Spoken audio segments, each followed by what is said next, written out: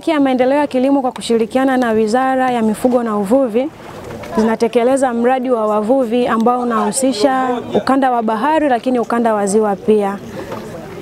Katika kutekeleza mradi huu tumegawanyika katika makundi mawili kwa upande wa kanda ya ziwa, ikiwa inahusisha utoaji wa mikopo kwa boti za kisasa lakini pia utoaji wa mikopo kwa ufugaji wa samaki kwa njia ya vizimba. Katika ufugaji wa vizimba tuna vikundi vya wanufaika 120 ambavyo tulivigawanya katika makundi mawili ili kuavoid market flooding, yani kulemewa kwa soko pale vikundi vinapoanza kuvuna.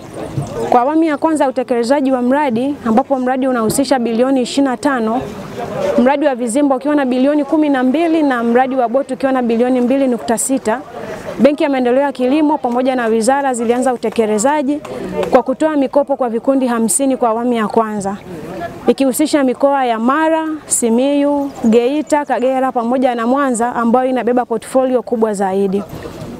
Tulipo hapa ni Kisoko, moja kati ya site ambayo inatekeleza mradi huu, ikiwa na vikundi 20 mpaka sasa ambavyo vina vizimba 107.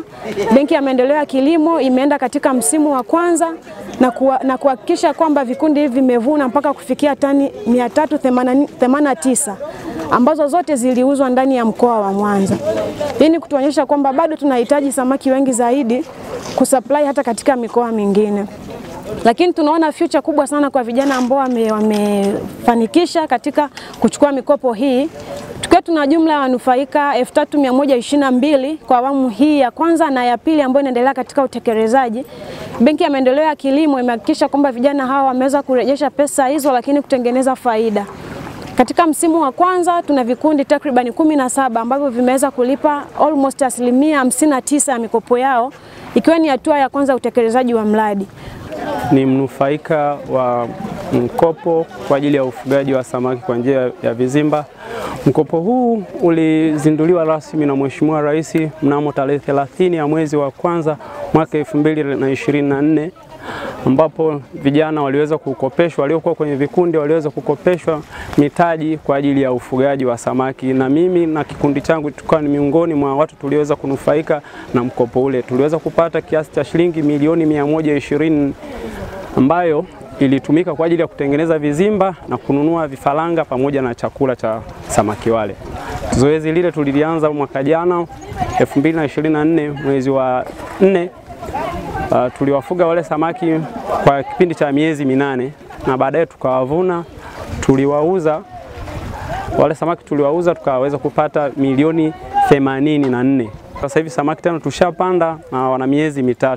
Kwa mkiangalia kuna watu sasa hivi wanavuna, kwa kuna wachuuzi pia wa samaki wanakuja hapa wananunua samaki, bodaboda wanaowaleta wachuuzi kuja kununua samaki na pia. Kwa hiyo imeongeza wigo wa ajira kwa vijana wengi zaidi. Usikae kulalamika hamna ajira, serikali haiajiri, lakini tukikaa kwenye vikundi, mabenki sasa hivi mengi mabenki yanaweza kutoa mikopo. Kwa mfano Benki ya Maendeleo ya Kilimo wanatoa mkopo. Kwa hasa vijana wenzangu ambao mmekaa vijiweni, mmekaa nyumbani, tuchangamkie fursa, tujiunde vikundi, twende kwenye benki tuweze kukopeshwa.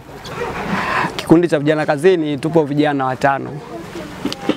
Kikundi chetu tuliweza kupata mkopo kutoka serikalini kupitia Benki ya Maendeleo ya Kilimo maana TDB, kiasi cha shilingi milioni 117, ambacho hicho kiasi kiligawanyika katika sehemu kuu mbili, kwa maana ya mkopo wa muda mrefu na mkopo wa muda mfupi.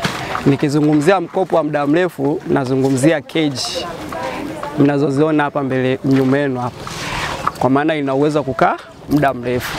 Nikizungumzia mkopo wa muda mfupi nazungumzia vifaranga pamoja na chakula.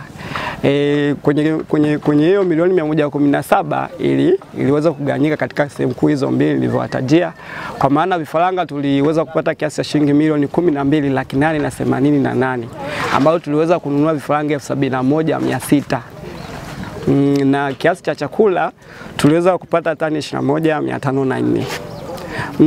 Kwa awamu ya kwanza tuliweza kupandikiza samaki wetu, hivyo vifaranga tulipandikiza tarehe 23 mwezi wa 3, tukavuna tarehe 11 mwezi wa 10, tukapata kiasi cha tani 13, ambapo kwa bei iliyokuwepo awali tuliuza kwa bei ya shilingi 7,800 tukaweza kupata kiasi cha shilingi milioni 101 na laki 4.